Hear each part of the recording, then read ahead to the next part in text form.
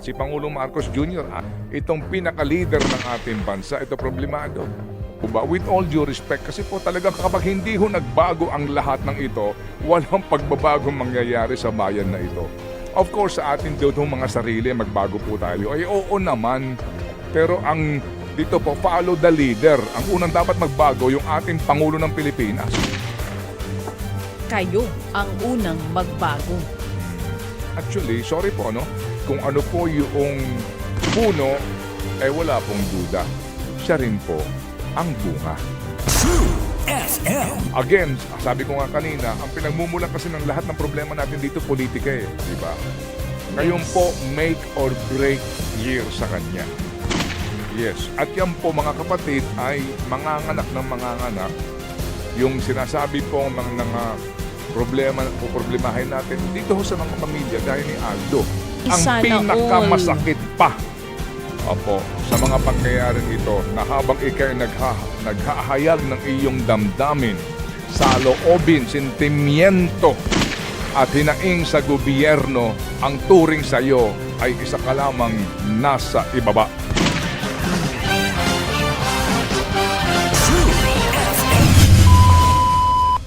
Mukhang back to work na ulit si Happy Pretty B. Saktong-sakto yung pagkinig niya dito sa storya ni Aldo Fabi.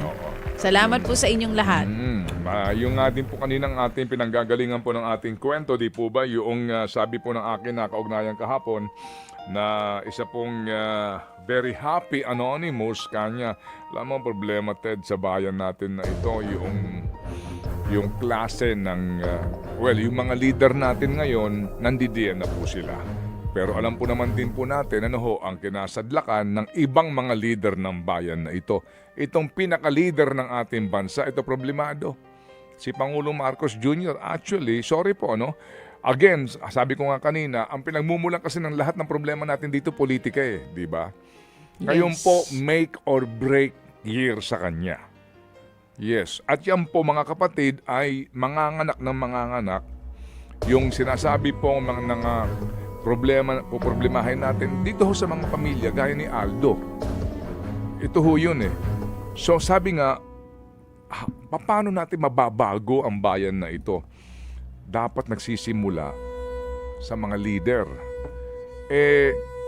Yung pong susunod na mga leader, ito ang pinaka-importante. Otherwise, pareho po at pareho na lang ito. Di ba, girl? So, yung karakter ng mga bata, yun pong itinuturo sa mga bata. Yung bata, yung kanya pong purpose at yung kanya pong contentment, yung kanyang values. Kasi nga mahirap kung yung pong bata lagi nagmamadali at ang gusto kaagad magkaroon ng gadget. Tama. Hindi ba? O yung bata po na ang gusto kaagad ay magmaneho po ng magarang kotse. Correct. Hindi ba kasi nga yan ang kanya napapanood, yan ang nakikita niya at wala pong gumagabay sa kanya. Yan po ang sinasabi po na pinakamalaking problema sa bayan na ito. Opo, ito pong values, yung pong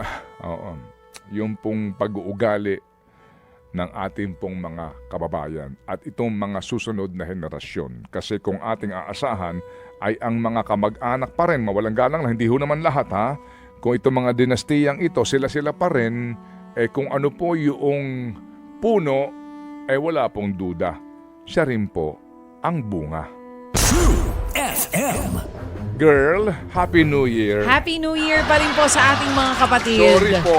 Pero tama naman lahat ng mga nasabi mo. Aldo. Tama, kasi isipin mo na lang kung maayos ang healthcare dito. Hindi po problemahin ng mag-asawang ito yung pagpapagamot po para sa kanilang tsaka yung anak. therapy para sa mga tulad po nitong kanyang anak na bunso. Oo. Kung may mga therapy po na may aalok. Na libre Opo, ang gobyerno, ang estado, sa mga hindi ho naman kaya talaga magbayad na tahihirapan. At marami pong ganun. Maraming ganun. Alam mo, tama yung sinasabi niya kanina. Iniisip kasi nung iba pag nasa call center ka, malaki yung sweldo mo. Pero ilang taon na ba na ganun, nakapako sa ganun yung sweldo nito mga nasa call center? Di naman nagbabago din. So, iyan po ang isa sa mga patunay na marami pong naghihirap ng mga middle income earners. Kasama po dun si Aldo. Sabay na sila nagtatrabahong mag-asawa ha, pero hirap pa rin po sa pagtaguyo dito sa kanilang pamilya. Ay, gusto mo bang... Pero yun na nga sinasabi niya sa tax niya Naalala ko yung sinasabi niya, oo, may ganun before. May ganun before, pag may anak ka, may bawas yung tax mo. Hindi ko na maalala kung kailan nawala yun. 'Di ba? Kung kailan nangyari na wala, na pagka meron kang dependent, wala ka ng bawas sa tax. Kaya nirereklamo niya kanina tapos na nakawin lang nila. Makikita niya yung payslip niya, yung laki ng binawas na tax, mapupunta lang saan? Sa flood control, sa bulsa nila. Sige, so bago po natin po gawin itong ating susunod pong panayam at ang ating pong ilang pang magagandang balita this morning, hatid po ng ating Happy Anonymous sa ating Happy Hour. Ito lang girl ha, tungayan ko itong sinasabi ko kanina na EDCOM report nga po, no? Yung pong binabanggit na widespread functional illiteracy at maging ito pong usapin ng malnutrisyon sa ating mga kabataan. Sa gitna ng bilyon-bilyong pisong inilalaan taon-taon sa Department of Education. And then this year na naman, nangangako na naman sila, di ba? Opo, ang DepEd, dahil po sa sinasabi ng mga politiko, ang laki na naman ng inilaan. Sorry po mga kapatid, ang isa po sa mga problema natin sa ating edukasyon dahil madalas politiko na naman ang nangangasiwa sa Department of Education. Mawalang galang lang po. Politiko na naman ang ating pong namumuno sa Education Department. O baka sabihin ninyo, bagong taon na bagong taon Ted naman. Opo, magaling naman daw si Sani Angara. Ang tanong ko saan? Saan siya magaling? Hindi po ba, with all due respect? Opo, si Sani Angara, Education Secretary natin. Ang hirap dyan, kasi ngayon, nadadawit ang pangalan niya. Natural yung focus niya ngayon. Dito ba sa kanya talagang trabaho lang o ngayon po meron na huding mga hindi ba? Kasi nga politiko na naman po ang nandidiyan Sa Tourism Department, politiko rin ang nandidiyan. Ito ang problema din po kapag puro na lang din po politiko ng politiko. At hindi maiwawaksi din po na bukas makalawa, tatakbo ulit na senador yan. At gagamitin na naman po ang posisyon para sa kanya re-election. Mawalang galang lang po. Ngayon hindi maitatanggi na kinakailangan niya rin magpaliwanag dito sa skandalong ito. Kaya bukas makalawa, sigurado din po ang kanyang focus mababawasan kasi nga may mga obligasyon siyang sagutin kung gusto rin po ng gobyernong ito na papanugutin ang lahat ng sangkot sa skandalong ito. Lahat ng sangkot dapat managot. Hindi po ba? With all due respect, kasi po talaga kapag hindi ho nagbago ang lahat ng ito, walang pagbabagong mangyayari sa bayan na ito. Of course, sa atin doon mga sarili, magbago po tayo. Oo naman. Pero ang dito po, follow the leader. Ang unang dapat magbago, yung ating Pangulo ng Pilipinas. Kayo ang unang magbago. O sige.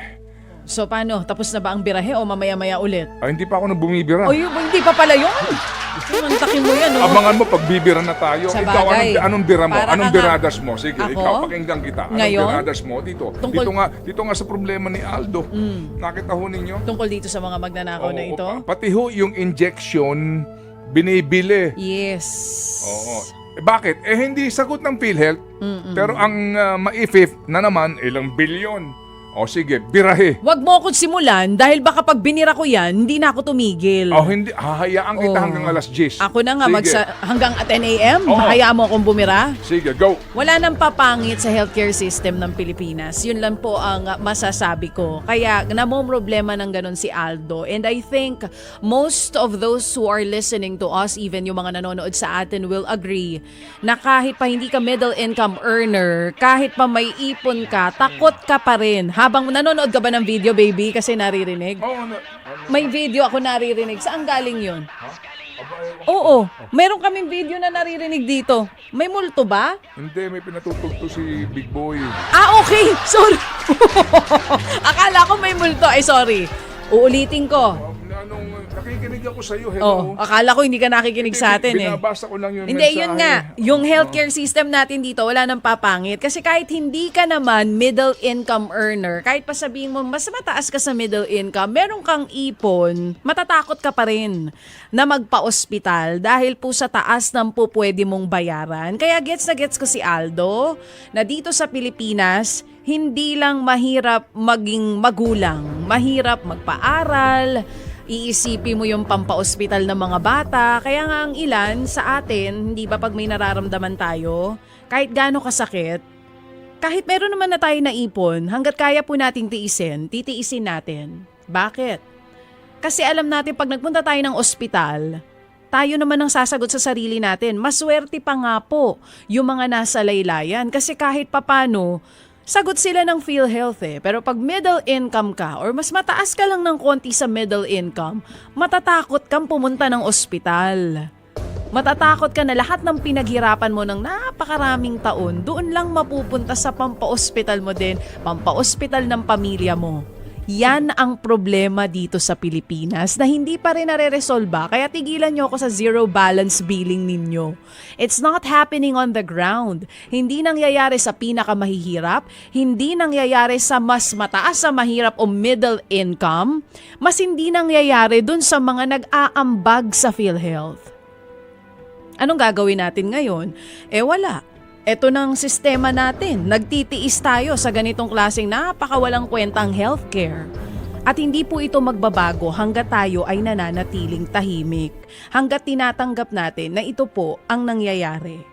Kaya yung mga sinasabi ngayon, kapag every time nababasa ko yung mga zero balance billing, yun nga lang 300 pesos yung binabanggit niya para dun sa pang-injection ng anak niya na nangyayari every 30 days na kailangan ng bata hanggang siya ay mag 21 years old. Para sa ibang pamilya ang 300 pesos, maliit na bagay.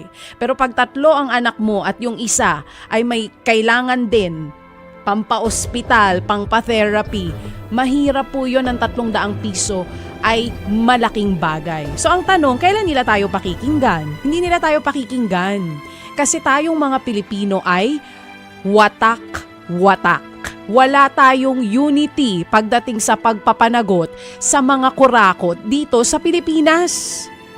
Kaya hanggat hindi tayo nagkakaisa, nanakawan at nanakawan nila tayo, maaagrabyado pa rin tayo. Kahit pa bagong taon na, kahit pa sinong umupo, kung ang mga Pilipino watak-watak, paulit-ulit po itong mangyayari. Birahi pa ba? O sige, ikaw naman. Iinom muna ako ng tubig dito. Oo. Yan ang Oo. maluhaluhang Zarina talaga. Balba Guevara. Sinabi mo pa. Na Alam mo kung bakit? Ako magsasabi sa inyo. Bagong taon na ito. Hindi kasi naalala ko ang nanay ko. Nung minsang magpapa-opera siya sa mata niya, na pwede naman niyang ihingi sa aming mga anak niya. Pero di ba kasi merong mga magulang na hanggat kaya nila, hindi sila lalapit sa mga anak nila. Alam mo ginawa ng nanay ko na nagulat na lang ako, pumipila sa PGH nang di namin alam. Dahil ayaw niyang iasa sa aming mga anak. Yung magiging panggasta niya. Pero hindi kasama sa PhilHealth yan eh. Yun na nga. Pero yung kung tutuusin, kaya naman namin pag-ambag-ambagan, yung di ba? katarata, Yun na nga, oo. Hindi sakop ng PhilHealth. Pinagalitan ko pa nang nalaman ko. Sabi ko, bakit ka pipila sa PGH? Pwede naman tayo magpunta sa pribadong ospital. Kahit magkano yan, igagapang natin yan. Ang sabi ng nanay ko, ayoko iasa sa inyo magkakapatid. Kasi may, 'di ba, kaya naman namin ito. Ganun ang mga magulang hanggat kaya nilang wag humingi, hindi sila hihingi. Kaya wala talagang kwenta ang healthcare dito sa Pilipinas. Sa totoo lang, alam na alam yan ng lahat ng tao na nakaranas ng magbayad ng pagkalaki-laki na ubos ang savings para nang maisalba yung mahal nila sa buhay. Hindi ba? Habang ang ating mga kagalang-galang ng mga mambabatas tumatanggap na 1.3 million na buwan ng sweldo at allowance at sinasabing 2 milyon na Christmas bonus. At ang pinakamasakit pa, sa mga pangyayaring ito, na habang ikay naghahayag ng iyong damdamin, saloobin, sentimiento, at hinaing sa gobyerno, ang turing sa iyo ay isa ka lamang nasa ibaba.